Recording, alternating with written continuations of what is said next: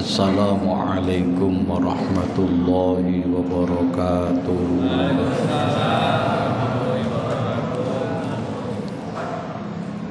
Alhamdulillahilladzil mauta wal hayata liyabluwakum ayyukum ahsanu amala. Asyhadu an la ilaha illallah wahdahu la syarikalah wa asyhadu anna Muhammadan abduhu wa rasuluh. Allahumma salli wa sallim wa barik ala sayyidina Muhammadin sayyidil anbiya wa imamil atqiya wa khatamil anbiya wa ala alihi wa ashabihi ila yaumil wala, amma ba'd. Al-a'izza wal kurama, para alim, para kiai,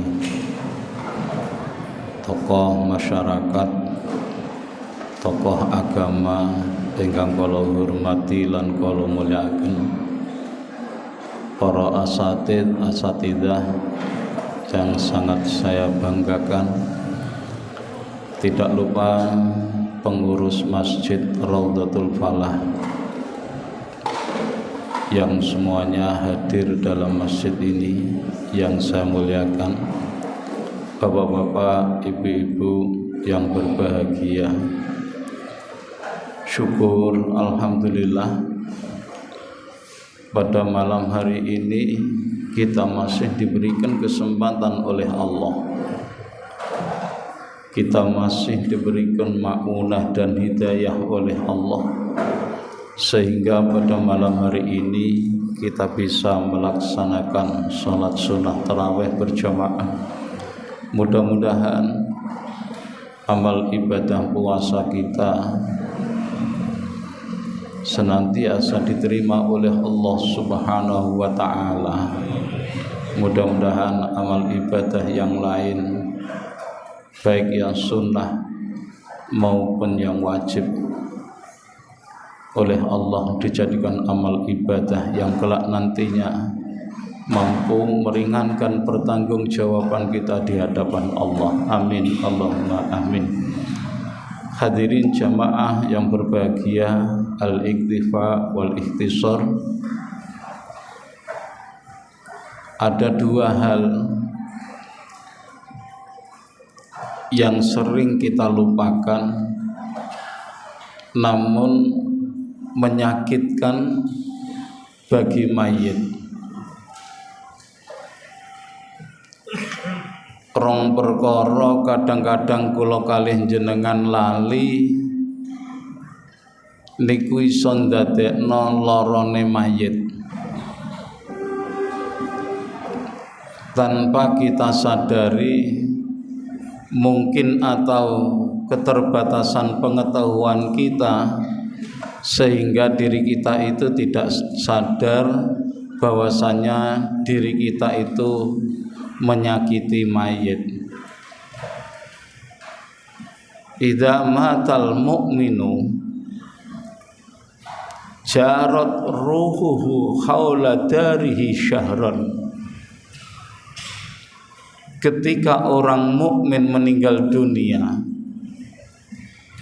setelah selesai urusan dengan malaikat mungkar dan nakir, maka rohnya orang mukmin tadi kembali pulang ke rumahnya masing-masing dengan waktu 1 bulan.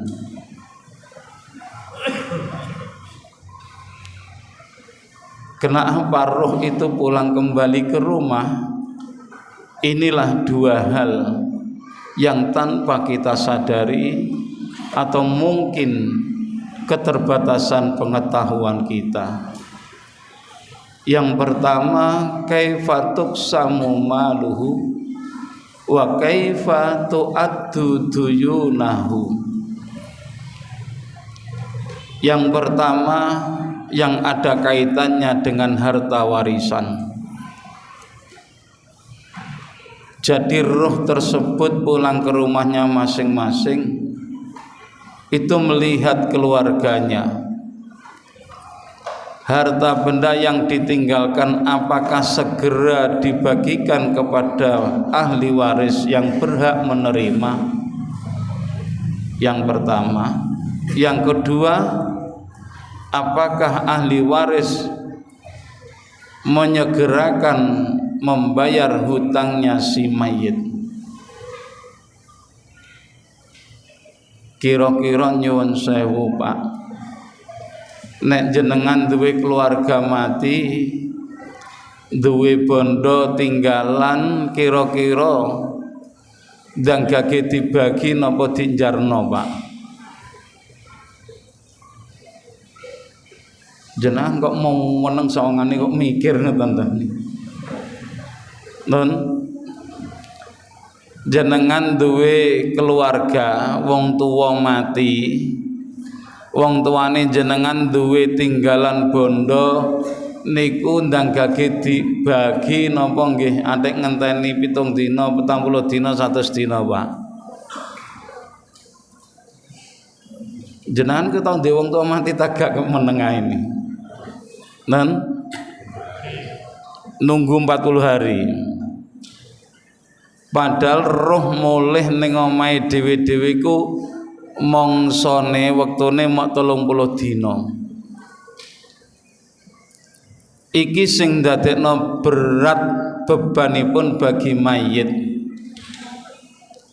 Rata-rata kula kali jenengan sing tinggal gak tau mikir belas.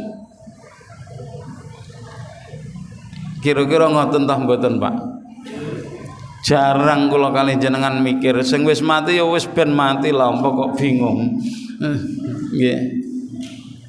Ketika mayit diisyhadkan, disaksikan oleh muazzin muazziyat, itu tidak lepas menyangkut masalah urusan utang utang. Teng mriki nggih ngoten napa mboten Pak? Dan kok sangane jawabe kok luwemes ngoten modele. Lha nak kira-kira sadurunge disolati terus dipamitno, monggo disaksiaken sareng-sareng nggih jenazah niki nalikane urip ning gone alam donya sae napa sae, lak ngoten nggih. Tah mboten. Apa langsung dibudalno ngono? Dipamitno to nggih. Berarti itu penghishatan, penyaksian. Nggih. Lah sing mamitno nggih iku pertanyaane ya waneh kok. Sae napa sae? Gak ono pilihan sae napa elek ngoten nggih. Biasane kula ngertosin ngoten. Niki penyaksiane kula kali panjenengan nggih dipun saksiaken kalih Allah kalihan malaikatipun Allah Subhanahu wa taala. Antum syuhadaullahi fil ardi. Kula kalih jenengan niki dadi saksine Gusti Allah, perwakilanipun Allah tenggene alam donya. Nek penyaksiane kula kalih panjenengan sae, Allah nyatet sae. Tapi nek jenengan kalih kula mendeng, niki berarti ada dua kemungkinan.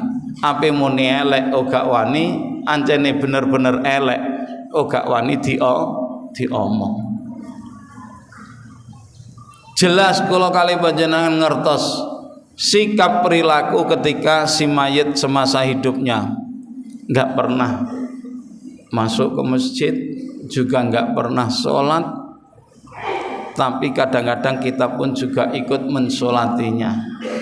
Padahal dia itu benar-benar menentang hukumnya Allah, berani melanggar hukumnya Allah, berani meninggalkan sholat, tapi kadang-kadang kita masih juga mensolatinya.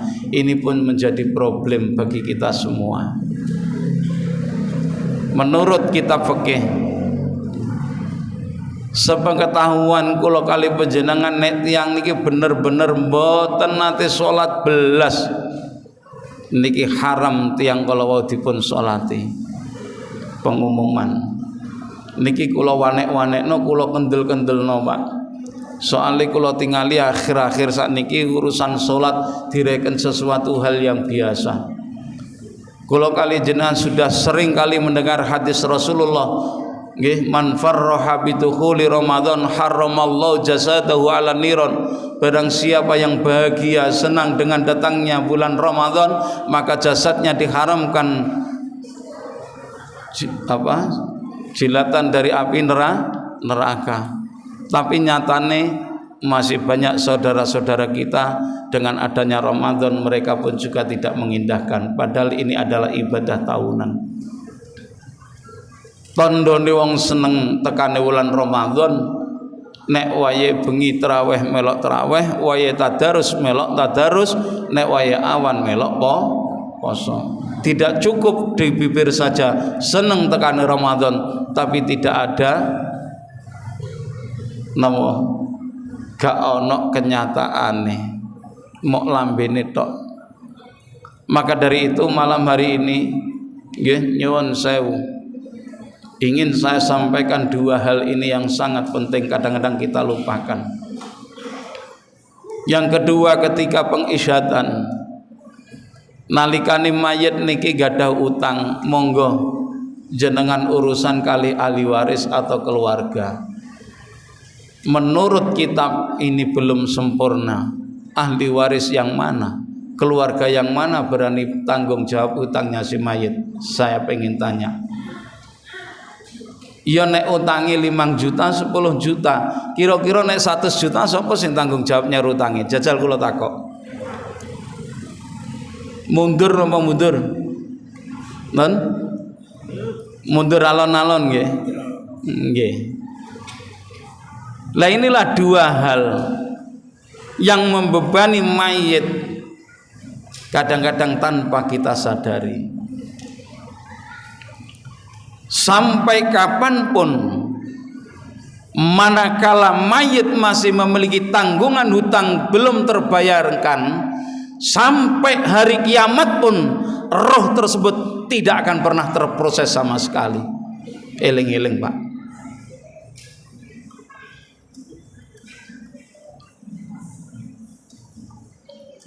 Ibarate wong duwe utang kuwi ana wong tuwa sikile kecepit tapi dhewekne disuguhi panganan sing enak-enak.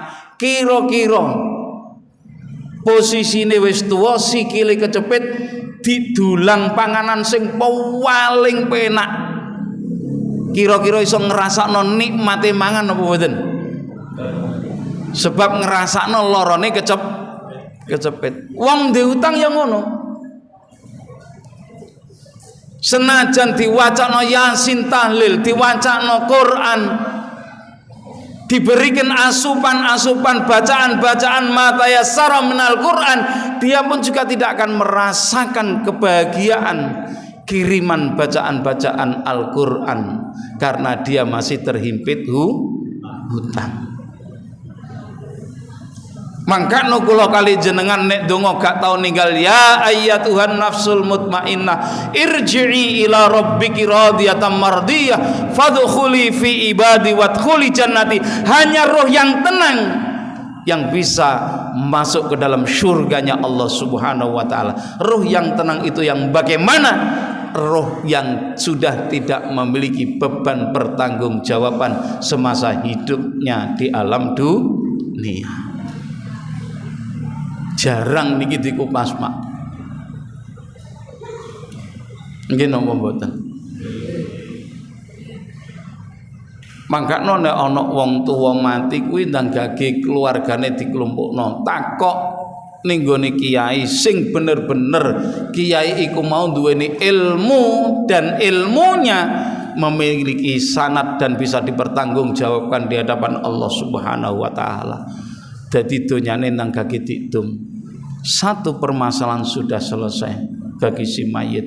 Yang kedua urusan hutangnya si mayit segera mangkakno wong tuwa nggih biyen nek duweni utang kuwi supaya ben gak lali niku ditulis ning gone lawang. Kula tesih eling jaman cilikan kula. Nek saiki nek utang nang ora kok. malah meneng-menengan. Sing wedok kuwi lho ora roh. Aja kondo bojoku, engko nek kondo ya aku diamuk utang sampean. Nggih. Lah niki, kecuali utang ning gone bank tanda tangane wong loro.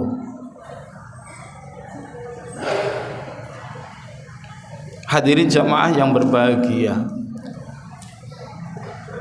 maka dua hal ini yang sangat memberatkan bagi si mayit, tanpa kita sadari, tanpa kita ketahui, dengan keterbatasan pengetahuan kula kalih jenengan. Maka dari itu Ramadan tahun ini, bagaimana caranya kita bisa litadhirir ruh?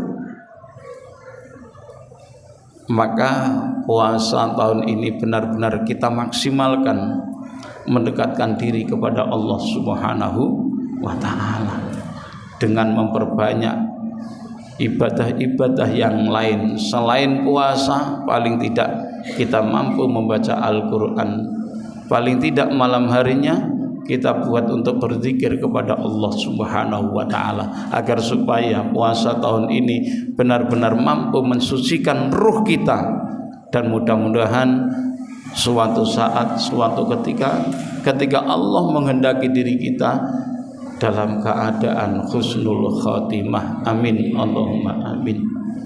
Hadirin jamaah salat sunnah tarawih yang dimuliakan oleh Allah, kadang-kadang kalau sudah mengenai harta benda tinggalan saudara,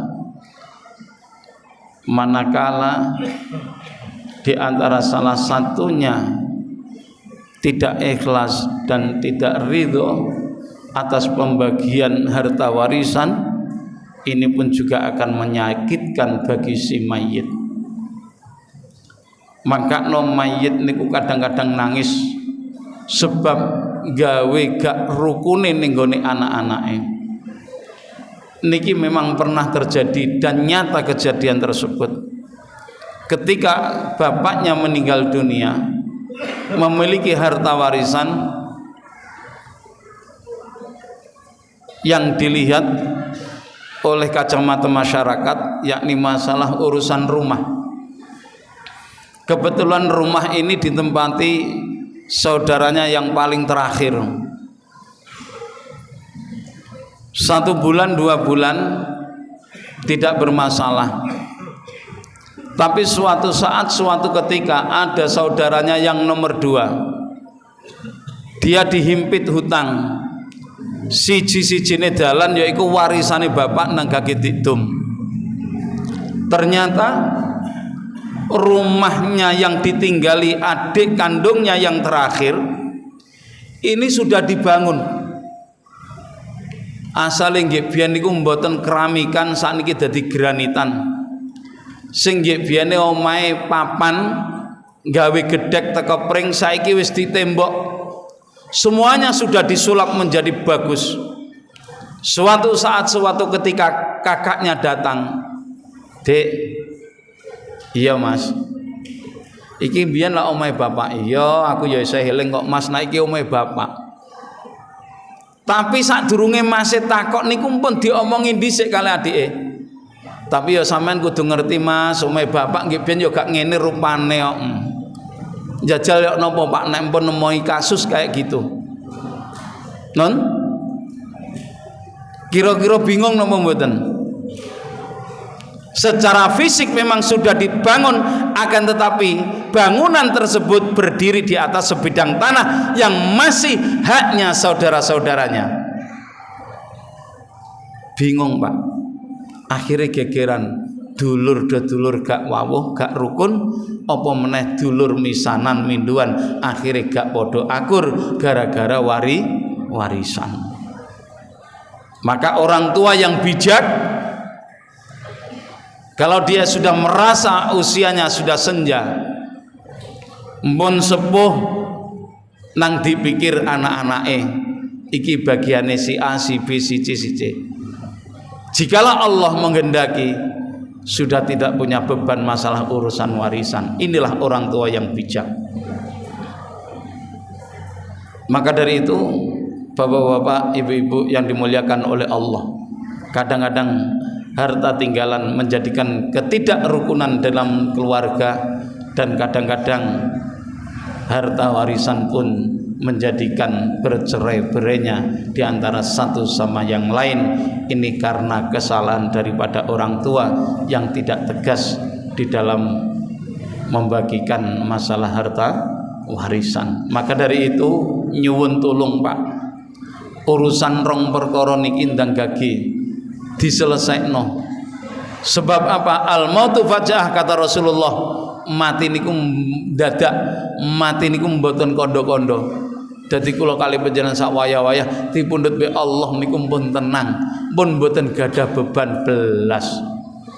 Maka harapan saya hadirin jamaah yang dimuliakan oleh Allah, bagi para jamaah yang memiliki harta benda yang kira-kira banyak, ya paling tidak ditasarufkan di jalannya Allah, ya disedekahkan di masjid, di pondok pesantren atau madrasah atau apapun juga yang ada kaitannya dengan li'ila'i kalimatillah. Maka harta benda itulah yang ditasarufkan, yang nantinya akan menyertai diri kita ketika kita kembali kepada Allah Subhanahu wa taala. Itulah hak atau hakikatnya harta benda yang kita miliki, yang kita tasarufkan di jalannya Allah Subhanahu wa taala.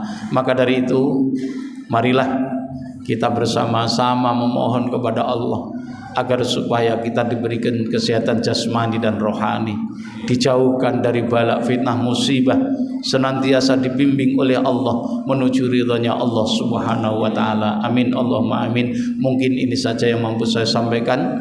Mudah-mudahan menjadikan ilmu yang bermanfaat dan sekaligus bisa memberikan pencerahan pada panjenengan sedaya, sehingga kula kali panjenengan dalam bimbingan Allah Subhanahu wa taala. Saya mohon maaf jika ada kurang lebihnya. Wallahu yaufiquna lima yardha. Assalamualaikum warahmatullahi wabarakatuh.